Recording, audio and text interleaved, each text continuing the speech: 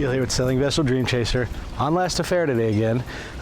There's been a little bit of maintenance items we just needed to get taken care of on this boat. A couple of them are some hatches that had a few leaks in them, doing some rebutol tape on those, and just kind of making some general maintenance stuff. Sadly, maintenance doesn't go away even when a boat's not your primary boat, so that's the situation we're in right now. It still has to be done. So I went ahead and slid the rod out of the back here of the hinge. It just comes right out, pulled the top of the glass off, and at this point I'm just taking the screws off of this. Sadly, this boat had a lot of silicone caulking on it, which is not the best solution, but we're going to see what we find under here. You can see silicone all over, and it may very well just be the gaskets on this thing too. I'm not sure yet.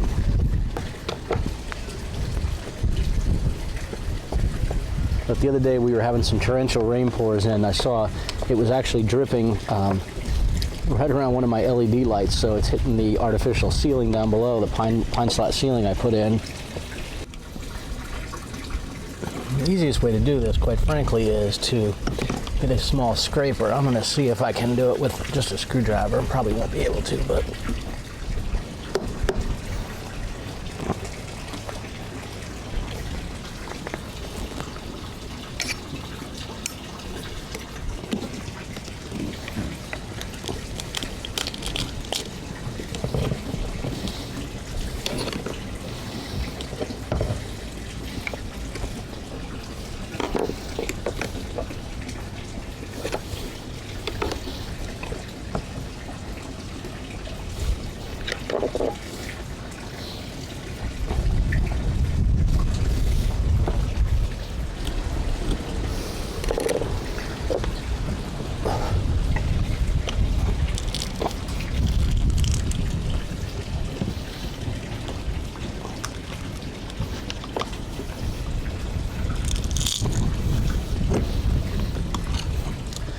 it's really just a matter of slowly going around this and breaking this seal.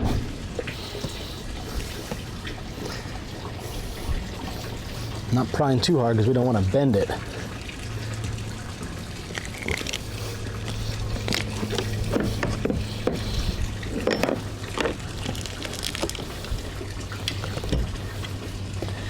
This looks like it was bedded with Sikaflex, kind of a flexible adhesive. It just wasn't butyl tape.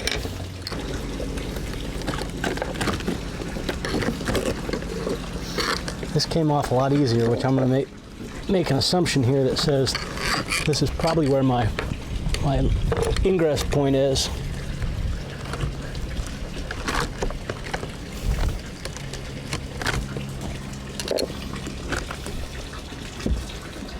Yeah, I'm going to say that's the case. It was a little wet right around there. And my core is wet right along here, so this is definitely where my water was coming in.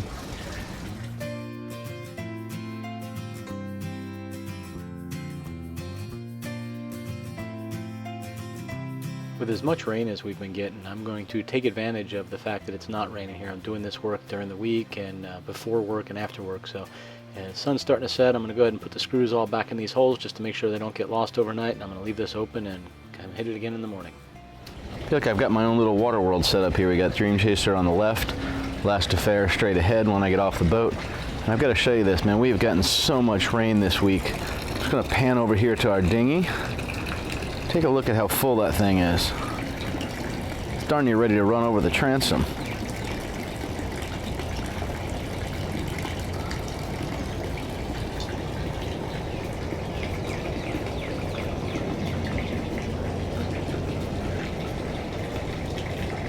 Luckily, our other dinghy has a bilge pump and whatnot built into it.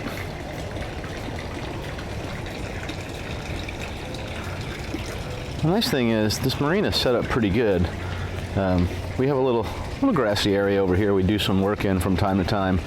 A couple of us that live aboard in here went together, bought a grill, a little outdoor sink, and we cook out here a lot of times on the weekends. It's great to have a little camaraderie and whatnot.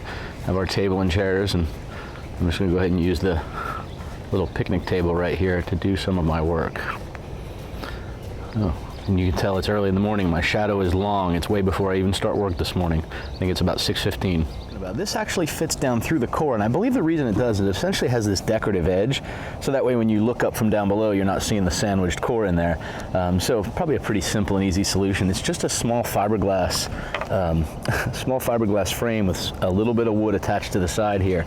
So what I'm going to do is I'm going to turn this thing over. I'm going to clean up the sealant, and like I said, you can see this is basically just silicone caulk along most of this, and I'm going to replace this with butyl tape. And the interesting thing is it has this recess in it, which means it's going to be a little bit of a challenge to seal this really well. I'm really going to be relying essentially on this edge for that outer seal. That worries me a little bit, but I think it's what we're going to have to do. The only other option I would see is to, and I guess I could do this, I could get a thickened epoxy and butter it into this entire surface. This thing was flat, and I could put butyl tape here and seal it right down against the deck. As I'm saying that out loud, that actually sounds like it could be a better solution, but we'll see. Let's get this cleaned up first. The thing I hate about silicone is it doesn't stick, other things don't stick to it well. So once silicone is in place, other silicone doesn't stick very well to it, and it becomes a bit of a challenge to get a future seal that's good. So I will be cleaning this all up with acetone and making sure that it's good and clean so that the new material, whatever that is, butyl tape or whatever, has a good surface to adhere to, and it's not sort of getting repelled by silicone. You know, for anyone that's done any kind of cooking, you know, heck, just about every new bakeware item is made of silicone because nothing sticks to it. I want something to stick.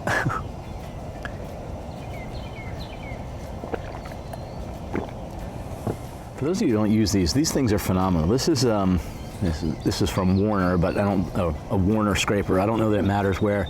You can get them on Amazon. I'll put a link to it in the blog post. But it's called a paint scraper. I don't know exactly what that means, but essentially this loop is for cleaning a roller off. This is for prying open items that you need. And what it has is a flat edge on one side, and it's beveled on the other. But it's thick, it's sturdy. I have used this thing, you see the handles beat up. I hammer this thing into deals to break seals between it. I use it as a pry bar, you know, put it in between something and twisting up on this thick side. You can get it started with the sharp edge. This thing is just really helpful.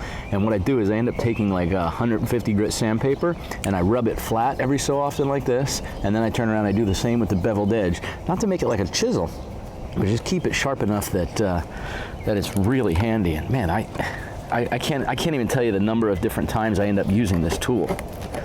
Really handy. So my guess is my leak was not actually on where the frame connected to the top part. It was coming underneath here and then going down into the core, which is the reason why I wasn't seeing it drip on the inside of here. I was definitely seeing it leak a little further down. So it was coming in under the deck, going to here, coming down into the core, and in some cases between the core and I have a pine slat ceiling. It would run along that pine slat ceiling and unfortunately drip out of the little LED lights we installed just because there was a drill hole down through the surface. Actually, I was thinking I would do this with polyester resin that's thickened. I may end up doing it with epoxy resin only because maybe it'll warm up a little bit today, but it feels like a beautiful day. It's probably in the mid 70s right now. And last time I did that with polyester resin, I didn't get a good setup, and I believe that was partially because of that weather. If you haven't seen that video, check out the epoxy versus polyester resin set of tests and playlist on the channel. It's really pretty interesting. We were struggling to determine what we would use on the deck, and we settled ultimately on using polyester resin, but we did a lot of interesting tests to test the strength and our repair type and how well it was going to work. You'll probably find that video pretty interesting. Also, for anybody that is doing any kind of deck repair, we did a how to make your own vacuum bag video. Crude and simple, but man, it worked phenomenal. As a matter of fact, I wish I'd have figured that out a month earlier. I would have saved myself a bit of a headache on another repair I did. The vacuum bagging solution significantly shortened the length of that kind of project.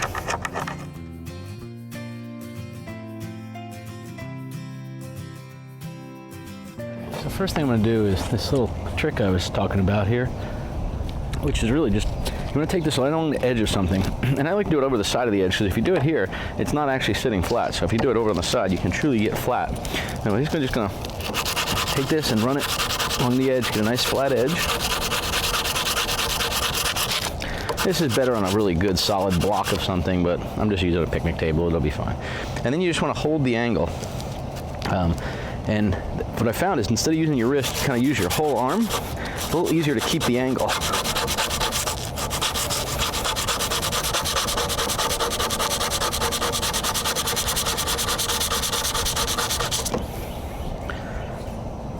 That's my woodworking trick, just because I don't want to gouge something.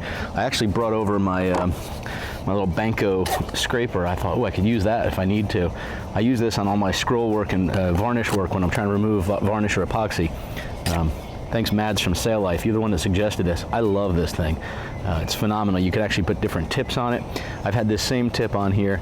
I've probably scraped for a total of 8 or 9 hours, and all I've done is rotated it one time. So I've used 1/3 of the little blade, and I have extra of these little blades.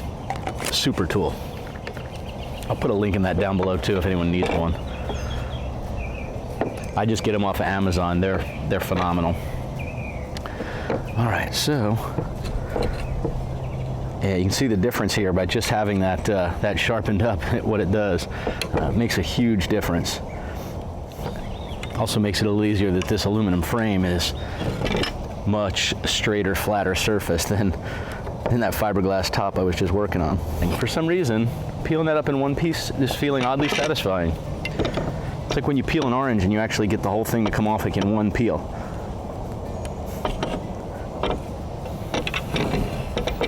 Now I feel like I have to try and attempt it. It's the little things we do to entertain ourselves, I guess. I won't say I got it all in one piece the whole way around. There's a little gap right here in the corner, but I don't know. That feels pretty good. The life of a liveaboard working person. Calendars on your phone. Let's see, today's the 8th. Oh yeah, I'm presenting at noon. I have an 11:30, and then from noon to 2, I have a presentation I'm doing. Which means I'm gonna have to at least change my shirt since it's just video from the chest up. Yeah, you're wearing that. If you've got a boat, you have a storage shed, and sadly, my epoxy and whatnot is in the storage shed, so off we go to get that.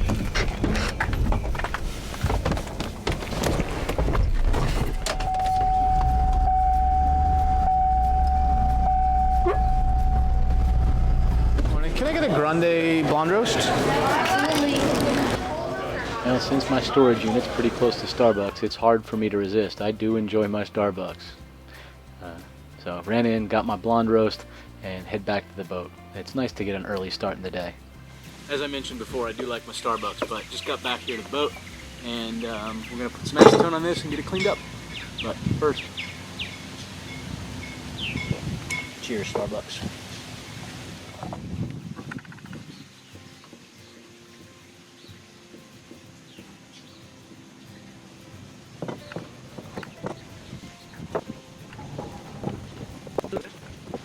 That looks good. Got the back cleared up, got the front cleaned up. You see what time it is? Because I think, as I mentioned to most of you, I do still work. After checking the time, I had very little time left this morning to kind of continue. So I'm just going to go ahead and go through some little fast motion here, show you how I used acetone to clean up the surface and get all the silicone off of this hatch trim ring. And we will pick up where we left off on the next video. So check it out, part 2, to see how to go about checking the core and reinstalling everything with proper bedding. Hey everybody, thanks for watching, and please follow us on Facebook, Twitter, Instagram, or even Tumblr. Please take a moment and go over to our website at svdreamchaser.com to download free resources for cruising and how-to projects. Get your thumbs and mouses ready. We also have a couple of links right on the screen for some other playlists and videos that we think you'll enjoy. Thanks for watching, fellow dreamers.